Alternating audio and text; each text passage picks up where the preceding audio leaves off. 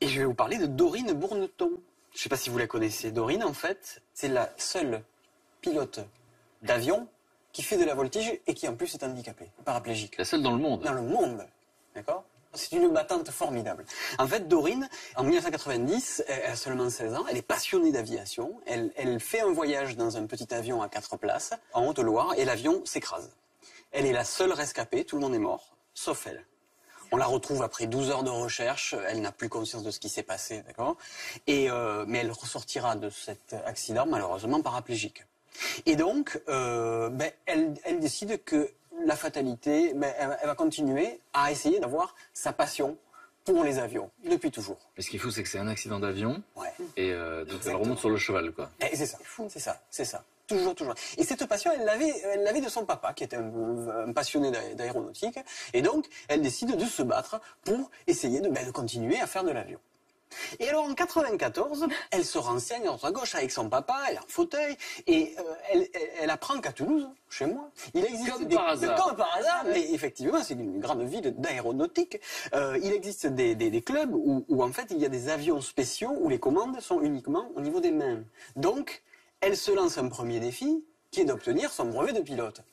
1995, un an plus tard, elle a son brevet de pilote. Donc elle se bat, elle a envie. Mais sa joie va être de courte durée. Parce qu'en fait, elle veut passer pilote pro. Et bien elle apprend qu'en France, c'est interdit de devenir pilote si on est porteur de handicap. Même si on sait piloter. Même si on sait piloter, elle peut passer dans la catégorie pro. Professionnel. C'est interdit. Deuxième combat. Elle décide de monter à Paris, comme on dit, parce qu'on est à Toulouse, on dit qu'on monte à Paris. Donc, et pour fonder et présider la commission des pilotes handicapés de l'Aéroclub de France. C'est une association. Elle le crée elle-même. Et elle préside cette commission. Elle se bat pendant 6 ans. Et au bout de 6 ans, l'arrêté ministériel tombe. Et à partir de l'année 2003, les personnes comme elle, porteuses de ce handicap, ont le droit de devenir... Grâce à elle. Donc elle a changé la loi. Elle a changé la loi. Première réaction, parce que c'est ce que vous disiez. Vous dites, alors, il n'y a plus de limites. C'est ce que vous disiez tout à l'heure. C'est-à-dire qu'en fait, quand on a vécu ce qu'on a vécu, à un moment donné, les limites, ça n'existe plus. C'est une certaine forme de reconnaissance du handicap aussi. Je pense qu'après un accident comme ça, on veut vivre comme tout le monde, quoi. Et on n'accepte pas des choses. On nous interdit des choses. Donc qu'on ait une prothèse, qu'on soit en fauteuil ou quoi, on veut pouvoir faire ce dont on a envie. Et j'ai l'impression qu'en fait, on va surtout chercher ce dont on n'a pas le droit pour montrer qu'on peut. C'est un peu... Oui.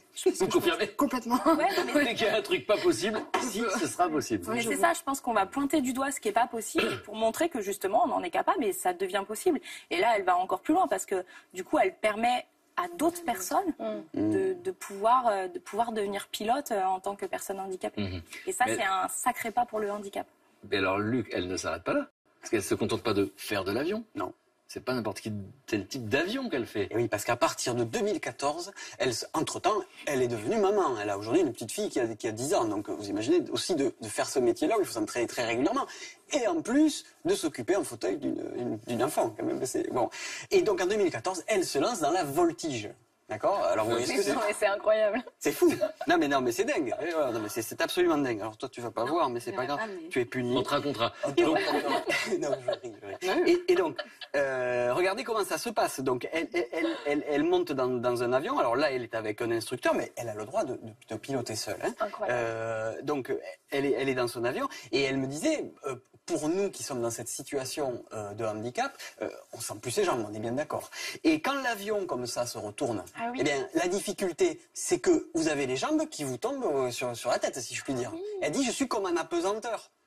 Et sans compter les jets, l'accélération que l'on prend, où on peut s'évanouir, tout ça. Donc il y a une maîtrise de soi et un travail de concentration qui est hors du commun. Enfin, très peu de gens peuvent faire ça. Donc en plus, vous avez les jambes qui vous tombent sur le nez. Alors il faut se sangler.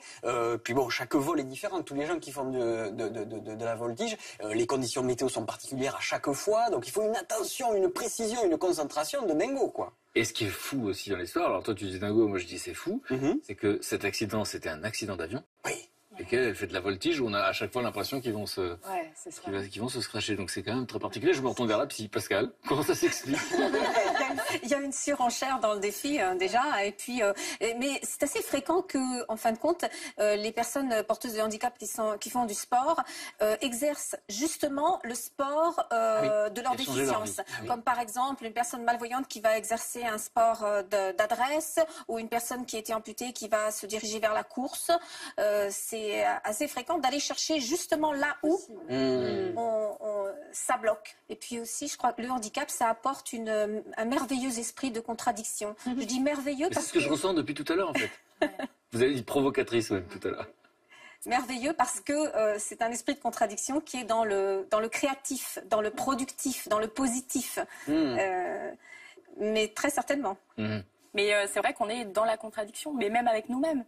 Où il y a des fois où je pense qu'on aimerait bien se laisser porter et se dire c'est bon, j'ai eu un accident, je vais faire une petite vie tranquille, enfin voilà, je vais travailler, je vais rentrer chez moi, je vais faire des sudoku. Voilà, c'est ça, ou du crochet. Il est très bon au crochet. Je suis très crochet, attention. Mais non, pas du tout en fait. On va rentrer et même si on est fatigué, on va aller faire un entraînement, on va aller repousser encore ses limites et même encore 7 ans après et toi bien plus. On est toujours dans ce défi. Et alors, elle en est où aujourd'hui? Alors, aujourd'hui, elle a plein de défis, on s'en doute bien. C'est une femme formidablement battante. Elle a tout plein de meetings où elle va faire des shows, notamment elle prépare le Bourget, quand même. Le salon du Bourget en 2017, là, en juin prochain. Elle a tout un tas d'autres meetings. Elle fait des interventions dans les écoles sur justement le surpassement de soi et d'arriver à vivre ses rêves. Vivez vos rêves, c'est vraiment le message. Et puis, l'an dernier, ce que je voulais vous dire, c'est qu'elle a reçu la médaille de l'Ordre national du mérite, la Légion d'honneur en 2015, et puis, là c'est le truc dont elle est le plus fière, depuis peu en 2016, dans un petit village pas très loin de Saint-Étienne, une rue porte son nom, de son vivant. C'est hyper rare. De rue Dorine Bourneton. Très impressionnante, une femme inspirante. Dorine, bravo à elle.